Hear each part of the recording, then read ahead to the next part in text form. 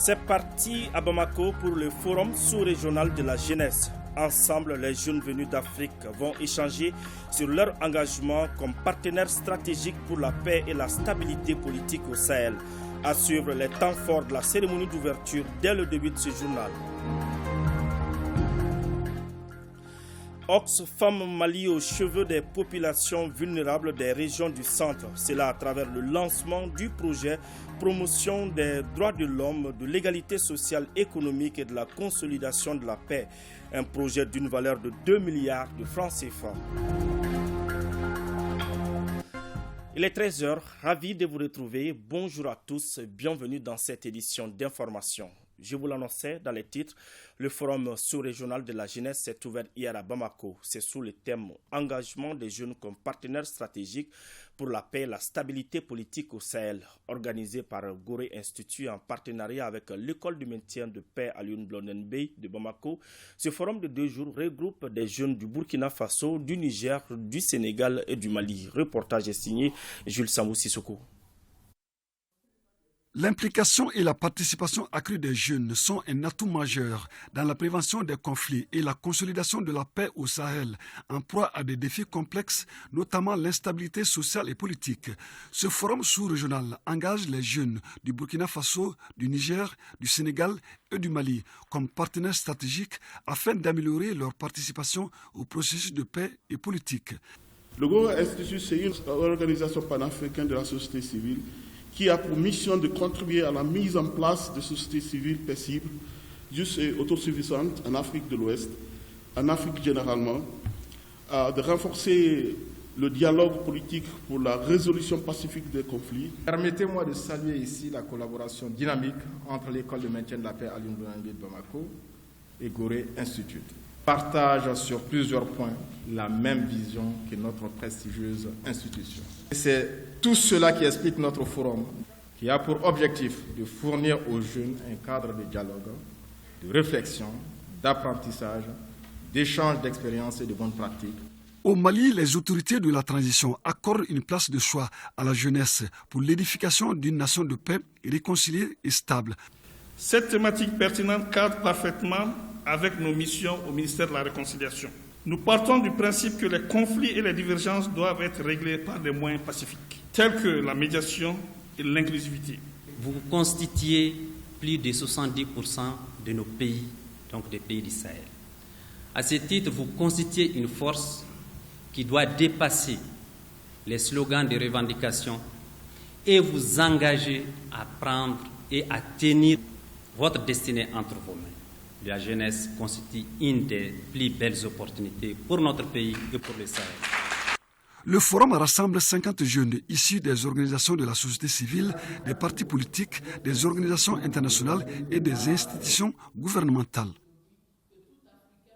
Le ministre de l'Éducation était hier l'invité du journal de 20h. Sidibé Dédéou Ousmane s'est prononcé sur l'orientation des admis au DF. Je vous propose de suivre une partie de son intervention.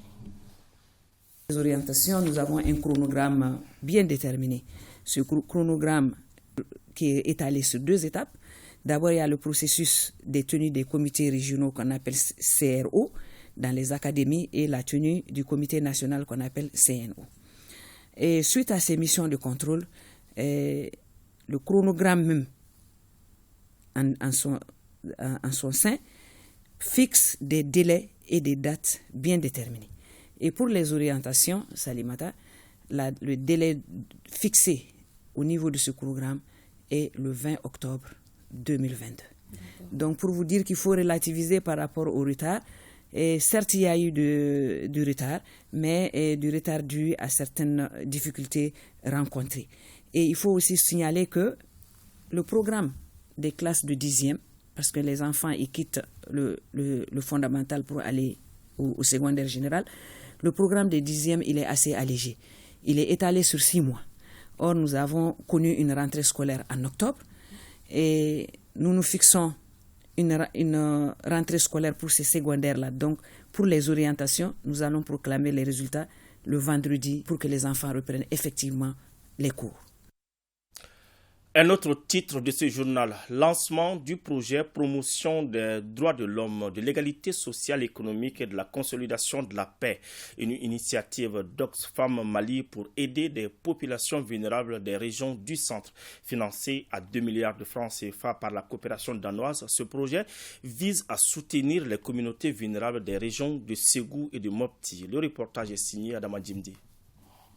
Le projet Promotion des droits de l'homme, de l'égalité sociale, économique et de la consolidation de la paix cible 30 000 jeunes et femmes vulnérables des régions de Ségou et de Mopti. Il a une durée de 4 ans pour une enveloppe de 2 milliards de francs CFA mobilisée par la coopération danoise pour qui le développement exige le respect d'un certain nombre de normes. On ne peut pas avoir la prospérité si on n'a pas les droits de l'homme. On ne peut pas avoir la prospérité économique si on n'a pas la gouvernance qui fonctionne. Et c'est pour cela qu'un projet comme ça c'est si important. Pour nous, en tant que Danemark, nous restons et nous resterons un partenaire avec les Maliens et les Maliennes dans cette phase difficile du pays. Ce projet qui vient d'être lancé, piloté par Oxfam Mali, mettra en œuvre l'approche Négus, humanitaire, développement et paix.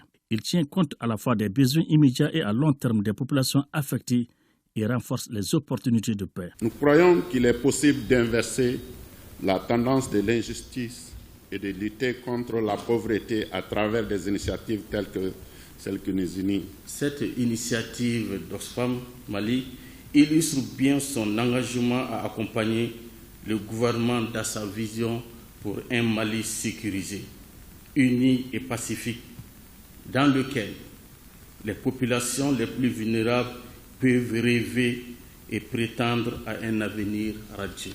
Cette initiative d'Oxfam contribue au renforcement des priorités du cadre stratégique pour la relance économique et le développement du Mali. L'UNESCO et ses partenaires apportent leur appui à 300 jeunes déplacés et déscolarisés de la région de Mopti. Ces jeunes ont bénéficié d'une formation en ligne sur les compétences digitales et entrepreneuriales. Les acquis de cette formation ont été partagés à la faveur d'un camp de 2 jours. Le compte-rendu est signé Boubacar Sankari. Il s'agit au cours de ce camp de capitaliser et de partager les bonnes pratiques de la formation en ligne de 300 jeunes et femmes déscolarisés des cercles de Mopti, Koro, Bankas et Douanza sur les compétences digitales et entrepreneuriales. Cette formation est dispensée par la boîte à innovation Mali, une entreprise qui évolue dans le domaine de la formation professionnelle à travers une plateforme digitale. Il permet à des jeunes qui veulent étudier dans tous les domaines professionnels de pouvoir s'enregistrer sur cette plateforme-là et de pouvoir suivre les formations dans les compétences qui les intéressent dans le fond. Nous recommandons, et ceux qui n'ont pas bénéficié de cette formation, qu'ils en bénéficient. Et nous qui avons eu la chance de bénéficier de la formation, d'être suivis. Cette session de formation a bénéficié de l'appui de l'UNESCO et ses partenaires à travers l'ONG DEMESO dans le cadre du programme régional conjoint d'appui à la mise en œuvre des activités de coopération transfrontalière dans la région du Liptako-Gourma. On peut compléter des modules sur le développement des compétences transversales pour les permettre d'avoir d'autres compétences qui peuvent les aider à saisir les opportunités génératrices de revenus, à s'insérer sur le marché de l'emploi. Nous avons spécifié vraiment à l'UNESCO, au-delà de cette formation, d'accompagner en tout cas les bénéficiaires pour que ceci soit des vitrines de l'UNESCO dans la région de Mopti. Au terme de ce camp de 2 jours, les 300 jeunes et femmes déscolarisés ont reçu leur attestation de fin de formation. Renforcer la résilience des communautés face à la désinformation dans le nord et le centre du Mali, c'est l'objectif du projet Tabale Kunkan, financé par le gouvernement canadien et exécuté par l'ONG Search for Common Ground dans la région de Gao. Les trophées de meilleur fact-checker a été remis à 2 journalistes de Gao, Adizatou Mohamed Maïga et Youssouf Samake. Ils étaient 5 au départ et 2 seulement ont été retenus pour cette distinction. Il s'agit d'Aminata Al-Mansour Meiga du cercle des Gao, journaliste dans une radio de la place, et de Yacouba Sibdiga du cercle d'Ansongo, blogueur. Les reportages retenus par le jury produits par les 2 lauréats durant les 3 mois qu'a duré la compétition, vise à combattre la désinformation. À travers le projet Tabale Kunkan, CERCH vise à renforcer la résilience communautaire face à la désinformation et discours de haine conduisant à la violence. Le projet a débuté en janvier 2022 et a porté ses premiers pas en formation à travers des sessions de coaching et outillé des journalistes professionnels de médias en technique de vérification de faits et d'informations sensibles au conflit. La désinformation est un fléau qui est à la base de tout ce que nous pouvons imaginer. Nous sommes sans doute convaincus, à travers les faits vécus quotidiennement, que les fausses rumeurs, les fausses informations, les discours de haine et la désinformation constituent à la fois un fléau et une source potentielle de conflit.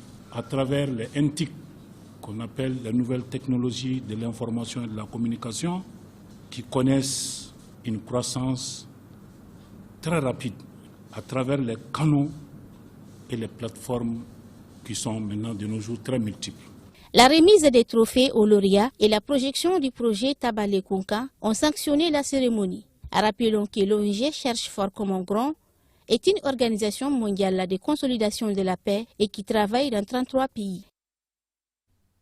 Lancement à Taoudéni de l'édition 2022 du mois de la solidarité et de la lutte contre l'exclusion. La cérémonie a eu lieu à Agouni.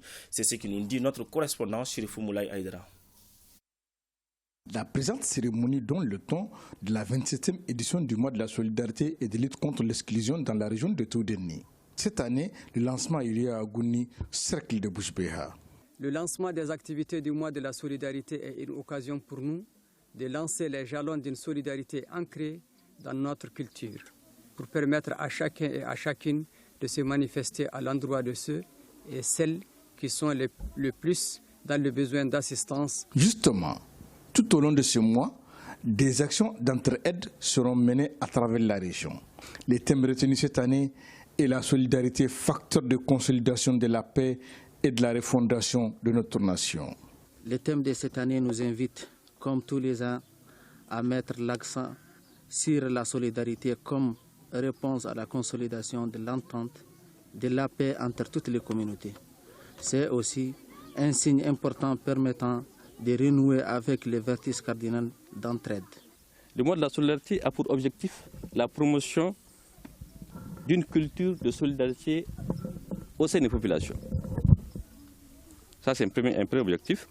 La mobilisation des populations et des partenaires autour de la mise en œuvre des actions de solidarité et surtout la lutte contre l'exclusion sociale. Les semaines thématiques sont tous parrainés par le fils du terroir. Et le parrain du mois est M. Mohamed Lamine Babi Dihad. Restons dans le cadre de la célébration du mois de la solidarité. À Koulikoro, la direction régionale du développement social et de l'économie solidaire distribue des trousseaux pour les nouveau-nés, un tricycle à une femme et un moulet à la coopération Soro-Iriwa de Koulikoro. On en sait plus avec Daouda Koni. Le mois de la solidarité et de la lutte contre l'exclusion est une occasion pour les autorités de prouver leur générosité en venant en aide aux personnes nécessiteuses qui nous entourent. C'est fort de cette valeur que, cette année encore, la Direction régionale du développement social et de l'économie solidaire de Koulikoro a offert un tricycle à une femme en situation de handicap, des trousseaux pour les nouveau-nés et un moulin destiné à une coopérative de femmes de Koulikoro. Nous sommes des transformatrices. Ce moulin va beaucoup nous appuyer dans nos activités. Nous saluons les donateurs. La donation est l'une des activités de la semaine dédiée à la femme et de l'enfant durant ce mois de la solidarité et de lutte contre l'exclusion. Cette marque de considération portée à la direction régionale de la santé, eu égard à son engagement pour le bien-être de chacun et de tous, n'est guère surprenant. Au-delà de sa personne, tout le personnel de santé se réjouit pour ce choix. Les autorités lancent un appel aux particuliers et à des bonnes volontés à faire de la solidarité une activité quotidienne. Nous appelons toutes les bonnes volontés qui peuvent aider dans ce mois-ci d'emboîter le pas et d'aider les personnes qui en ont besoin. Le mois de la solidarité a été lancé dans la deuxième région par une importante donation de vivres et non-vivres de la part du président de la transition, le colonel Assimi Goïta. Toujours sur le même registre, SAICS Sever, en partenariat avec l'UNICEF et l'Institut national des aveugles du Mali, INAM, remet des kits scolaires d'hygiène aux enfants vivant avec un handicap visuel. L'objectif est d'améliorer la scolarisation et le maintien de ces enfants dans le système scolaire. Cheikh Oumar Kamara et Suleiman Keita. Ils sont au total 320 non-voyants à recevoir des cannes, pionçons, tablettes et machines en braille, entre autres. Un événement qui s'inscrit dans la dynamique de la célébration de la 27e édition du mois de la solidarité et de la lutte contre l'exclusion. Cette cérémonie va droit au corps parce que nous avons besoin de ces matériels pour bien travailler. Sans ces matériels-là, l'école n'est rien parce que les matériels ne se trouvent pas sur le marché à Bamako. Cette cérémonie rentre dans le cadre de l'éducation pour tous, un projet de SAICS Sever en partenariat avec l'UNICEF et l'Union malienne des aveugles du Mali. Depuis 2005, SAICS Sever en fait appuie l'Union malienne des aveugles pour l'éducation inclusive, c'est-à-dire une éducation où tous les enfants peuvent étudier ensemble. C'est vraiment une cérémonie spéciale parce qu'il s'agit de la remise des équipements adaptés aux enfants qui ont des handicaps pour pouvoir développer leur apprentissage. Moi j'ai adoré, c'est rare que je vois tellement d'enthousiasme. Alors ça montre l'importance du travail qu'on fait, l'importance que les enfants donnent à ça et aussi ça montre le bénéfice que ça va leur donner. Les bénéficiaires ne cachent pas leur réjouissance. Je suis très content de recevoir ces matériels car ça facilite notre éducation et la mobilité. Installé au Mali depuis 1991, SAICS Sever est une ONG britannique qui met en œuvre des projets en collaboration avec des partenaires internationaux et nationaux dans diverses thématiques d'intervention telles que les maladies tropicales négligées, la santé oculaire, l'inclusion sociale et l'éducation inclusive. C'est la fin de cette édition. Merci de l'avoir suivi. Un grand merci à toute l'équipe de réalisation.